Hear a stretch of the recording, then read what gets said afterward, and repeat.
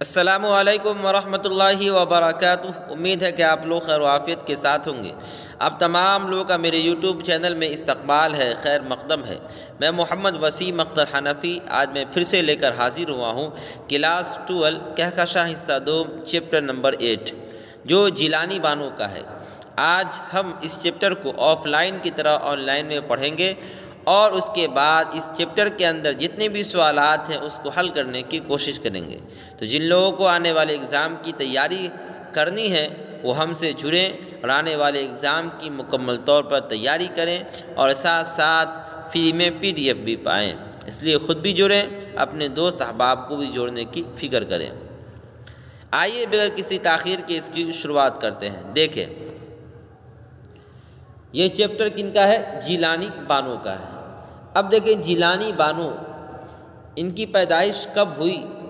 14 جولائی 1936 کو پیدائش ہوئی۔ کہاں ہوئی؟ تو بدایوں میں ہوئی۔ بدایوں کہاں ہے، کس اسٹیٹ میں ہے؟ تو اتر پردیش میں ہے۔ کہاں ہے بدایوں؟ اتر پردیش میں۔ تو جیلانی بانو کی پیدائش 14 جولائی 1936 عیسوی کو بدایوں یعنی اتر پردیش میں ہوئی، ٹھیک ہے۔ ان کے والد علامہ حیرت بدایونی نے ملازمت کے سلسلے میں حیدرآباد کی مستقل سکونت اختیار کی۔ ان کے ابو کا کیا نام تھا؟ علامہ حیرت بدایونی، یاد رکھنا ہے۔ ملازمت کے سلسلے میں، نوکری کے سلسلے میں مستقل جو سکونت اختیار کی، یعنی مستقل جو رہنا سہنا اختیار کیا، کہاں کیا؟ حیدرآباد، ہے نا۔ حیدرآباد کی مستقل سکونت اختیار کر لی، یعنی وہاں رہنا سہنا شروع کر دیا۔ تو یہ حیدرآبادی ہو گئی، تو ظاہر سی بات ہے جہاں ماں باپ رہیں گے وہیں بیٹی بھی رہیں گی، ٹھیک ہے۔ ان کے والد اور اردو اور فارسی کے شاعر کے ساتھ ساتھ عالم دین بھی تھے۔ ان کے جو ابو تھے وہ اردو فارسی کے شاعر کے ساتھ ساتھ کیا تھا؟ عالم دین تھے، یعنی دین کے جانکار تھے، جسے مولانا کہا جاتا ہے۔ انہوں نے اپنے 7 بچوں کی پرورش میں خصوصی دلچسپی لی۔ انہوں نے اپنے 7 بچوں کی پرورش میں خصوصی دلچسپی لی۔ جیلانی بانو کی تعلیم MA تک ہے۔ کہاں تک ان کی تعلیم و تربیت تعلیم ہے؟ تو MA تک ہے۔ انہوں نے بیشتر امتحانات پرائیویٹ ہی پاس کیے۔ انہوں نے زیادہ تر امتحانات جو پاس کیے کہاں سے؟ پرائیویٹ اسکول سے۔ ابتدا میں انہوں نے صبا بدایونی کے نام سے شاعری کی۔ جیلانی بانو نے ابتدا کے اندر، شروعات کے اندر صبا بدایونی کے نام سے شاعری کی۔ انہیں موسیقی مصوری کا بھی شوق رہا۔ کن کو؟ جیلانی بانو کو۔ کن کو شوق رہا؟ جیلانی بانو کو رہا۔ لیکن وہ افسانہ نگار اور ناول نگار کے طور پر مشہور ہوئی۔ لیکن مشہور جو ہوئی کس بنا پر ہوئی؟ افسانہ نگار کی حیثیت سے، ناول نگار کی حیثیت سے مشہور ہوئی، معروف ہوئی۔ 1959 میں ان کی شادی ہوئی مشہور ادیب ڈاکٹر انور معظم سے۔ کن سے شادی ہوئی؟ ڈاکٹر انور معظم سے۔ کب ہوئی؟ 1959 عیسوی میں، ٹھیک ہے۔ اس کے بعد دیکھیں، اس کے بعد جو ہے روشنی کے مینار، نروان، پرایا گھر، رات کے مسافر، روز کا قصہ، یہ کون ہنسا، تریاق، نئی عورت، سچ کے سوا، بات پھولوں کی، ان کے افسانوی مجموعہ۔ کن کی؟ جیلانی بانو کی۔ ایوان غزل، بارش سنگ ان کے ناولوں کے نام ہیں۔ کن کے؟ جیلانی بانو کے۔ نغمے کا سفر، جگنو اور ستارے ان کی ناولٹ ہیں۔ چھوٹا ناول، ناول کس کو بولتے ہیں؟ چھوٹے ناول کو بولتے ہیں۔ انہوں نے کرشن چندر پر مونوگراف بھی لکھا۔ کس نے؟ جیلانی بانو نے۔ بچوں کے ادب اور تراجم بھی ان کی دلچسپی رہی ہے۔ تراجم سے بھی ان کی دلچسپی رہی ہے۔ دنیا کے مختلف زبانوں میں ان کی تخلیقات کے ترجمے ہوئے ہیں۔ انہیں کیا کیا ایوارڈ ملا؟ مودی غالب ایوارڈ، کل ہند قومی Hali award, Naqoosh award, Soviet Land Nehru award وغیرہ سے بھی سرفراز کیا گیا۔ وہ آج بھی اپنے تخلیقی کاموں میں پوری طرح سرگرم ہیں۔ یہ پہلے کا یعنی چھپا ہوا ہے، اس لیے اس میں یہ باتیں لکھی ہوئی ہیں، لیکن جو 2024-25 کے چھاپہ کارہ سے ایجاد ہوا ہے اس کے اندر ان کا جو انتقال ہے وہ لکھ دیا گیا ہوگا۔ تو یہ تو آپ کے چیپٹر کی باتیں تھیں۔ اب دیکھیں اسی چیپٹر کے اندر جو ہے مختصر ترین سوالات اسے دیکھتے ہیں اور آنے والے اگزام کی تیاری کرتے ہیں۔ دیکھیے کیا ہے، مختصر ترین سوالات مع جوابات۔ سوال نہایت آسان ہے، جواب بھی نہایت آسان ہے۔ جیلانی بانو کی پیدائش کب اور کہاں ہوئی؟ کب ہوئی؟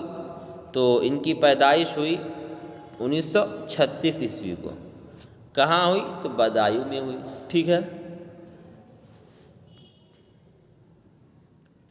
جیلانی بانو کے ایک افسانے کا نام بتائیے۔ تو رات کے مسافر، ابھی پیچھے بات آئی ہے۔ اس کے بعد دیکھیں سوال نمبر 3 کیا ہے؟ سوال نمبر 3 ہے جیلانی بانو کے 2 ناولوں کے نام بتائیے۔ ایوان غزل، بارش سنگ، یہ 2 ناول کے نام ہو گیا۔ پرومس افسانہ، پرومس کا مرکزی کردار کون ہے؟ تو امو ہے۔ پرومس افسانے کے 2 کرداروں کے نام بتائیے۔ تو حمید اور جمشید۔ کیا ہے؟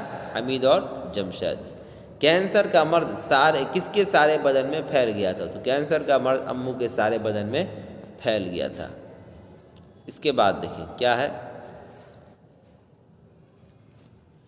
اس کے بعد ہے خواجہ بھی کون تھی؟ تو خواجہ بھی جو تھی امو کی خادمہ تھی۔ کون تھی؟ امو کی خادمہ۔ گرینڈ میم نے اپنے 4 بیٹوں کے ساتھ زندگی انجوائے کرنے کا کوئی پرومس کیوں نہیں لیا؟ یہ بات کس نے کہی؟ کوئی وعدہ کیوں نہیں لیا؟ یہ بات کس نے کہی؟ بی نے کہی تھی۔ امو نے اپنے بیٹوں سے کیا پرومس لیا تھا؟ کیا وعدہ لیا تھا؟ وعدہ یہ تھا کہ موت کے بعد کاندھا دینے کا وعدہ تھا۔ اس کے بعد دیکھیں سوال نمبر 10 کیا ہے؟ سوال نمبر 10 ہے امو یاسین شریف پڑھیے، اللہ کو یاد کیجیے، یہ بات کس نے کب کہی؟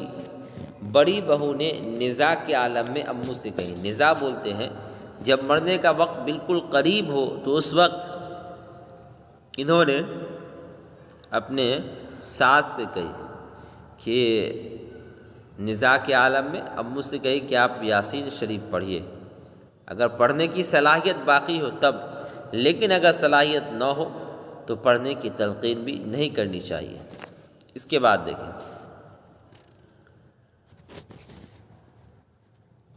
امو کے ایک بیٹے حمید کے بارے میں بتائیے۔ یہ ہے مختصر سوالات۔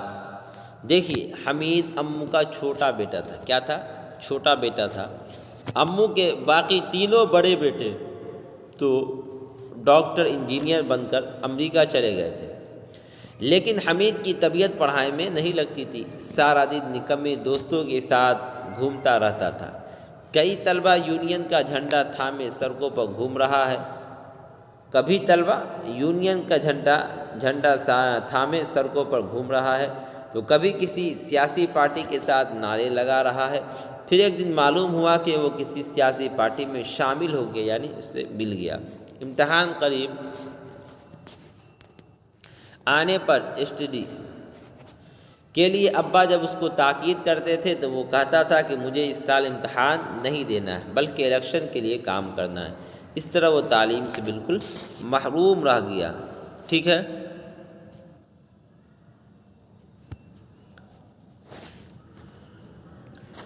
سوال نمبر 2 ہے امو کے 4 بیٹوں کے نام اور ان کے کام بتائیے۔ ان کے جو 4 بیٹے ہیں ان کا نام بھی بتانا ہے اور ان کے کیا کام ہیں اس کو بھی بتانا ہے۔ دیکھیے امو کے 4 بیٹوں کے نام خورشید، رشید، جمشید اور حمید ہے۔ ان میں خورشید شکاگو میں ڈاکٹر تھے، رشید بھی امریکہ میں انجینئر تھے اور جمشید بھی نیو یارک میں انجینئر تھے۔ سب سے چھوٹا گھر ہی پر رہتا تھا۔ وہ اپنے ماں باپ کے ساتھ رہتا تھا، پڑھائی میں اس کا دل نہیں لگتا تھا، اس لیے سیاست کا رخ کیا، یعنی نیتا گری کا رخ کیا۔ کچھ دنوں کے لیے مرکزی حکومت میں وزیر بھی بن گیا، یعنی منتری بھی بن گیا۔ اس کے بعد دیکھیں سوال نمبر 3 کیا ہے؟ سوال نمبر 3 ہے امو دکھی کیوں تھی؟ الجھی سانسوں کے درد کو تھامے امو دل ہی دل سوچ رہی تھی کہ یہ سنسان گھر، یہ خالی کمرے، سونا آنگن، اندھیرے کمرے میں اکیلی لیٹی وہ درد سے تڑپ رہی تھی، پریشان تھی۔ کسی دوا کا کوئی اثر نہیں ہوتا، بدن کا کوئی حصہ قابو میں نہ تھا۔ کانپتے ہاتھوں سے پانی کی بوتل اٹھانے کی کوشش کرتی تو سارا بستر بھیگ جاتا۔ امو نے جائیداد بیچ کر چاروں بیٹوں کو ڈاکٹر، انجینئر بنایا۔ اچھی ڈگریاں ملتے ہی ان سب کے پنکھ نکل آئے اور انہوں نے امریکہ کی طرف پرواز کی ٹھانی، یعنی جانے کی ٹھانی۔ امو دراصل انہی باتوں سے دکھی تھی۔ یہ اس سوال کا جواب ہو گیا، ٹھیک ہے۔ سوال نمبر 4 دیکھیں۔ سوال نمبر 4 ہے آپ کو، امو کے بیٹوں نے ان کی موت کے وقت ساتھ کیوں نہیں دیا؟ امو بستر علالت پر پڑی تھی۔ بستر علالت یعنی بستر علالت، بیماری کے بستر پر پڑی ہوئی تھی۔ کینسر ان کے سارے جسم میں پھیل گیا تھا۔ گویا امو موت کے آغوش میں تھی، یعنی موت کے گود میں تھی۔ ہندوستان میں مقیم ایک بیٹے کو چھوڑ کر، یعنی ہندوستان میں جو بیٹا رہ رہا تھا اس کو چھوڑ کر امریکہ میں بسے اس کے بقیہ تینوں بیٹے اپنے اہل و عیال کے ساتھ، یعنی بال بچے کے ساتھ امو کی اس خواہش کو پوری کرنے کے لیے آئے تھے کہ ماں کے جنازے میں کاندھا دیں گے۔ یہی خواہش تھی ماں کی، مگر ماں کی یہ خواہش پوری نہیں ہوئی۔ کاندھا دینے والا اس کا آخری بیٹا ہندوستان میں رہتے ہوئے بھی سیاسی مصروفیت کی وجہ سے نہیں آ سکا۔ باقی بیٹے بھی محدود وقت لے کر آئے تھے، یعنی ان کا وقت متعین تھا کہ اتنے دن کے لیے جانا ہے۔ ماں کی موت پر تاخیر دیکھ کر واپس لوٹ گئے، اپنی جگہ کو چلے گئے۔ اس طرح ماں کی موت میں کسی بیٹے نے ساتھ نہیں دیا اور امی کا جو وعدہ تھا وہ وعدہ بھی پورا نہیں ہوا۔ آج کے لیے اتنا ہی۔ اگر آپ کو ہماری یہ ویڈیو پسند آتی ہے تو آپ اسے لائک کریں، اور جو لوگ ہمارے چینل پر نئے جڑے ہیں وہ ہمارے چینل کو ضرور سبسکرائب کریں اور اپنے دوستوں تک اس ویڈیو کو زیادہ سے زیادہ شیئر بھی کریں۔ ہمارا مقصد آپ کی مکمل تیاری کرانی ہے اور ساتھ ساتھ امتحانات کے اندر اچھے نمبرات حاصل کرانا ہے۔ بس آپ سے اتنی سی گزارش ہے کہ آپ محنت کے ساتھ پڑھیں۔ آپ کو PDF کی ضرورت ہو تو ہم سے رابطہ کریں، کال کریں، اور ساتھ ساتھ اپنے دوست کا بھی خیال رکھیں کہ آپ بھی پڑھیں اور آپ کے دوست بھی پڑھیں، تاکہ اچھے نمبرات امتحان کے اندر لائیں۔ آج کے لیے اتنا ہی، فقط والسلام۔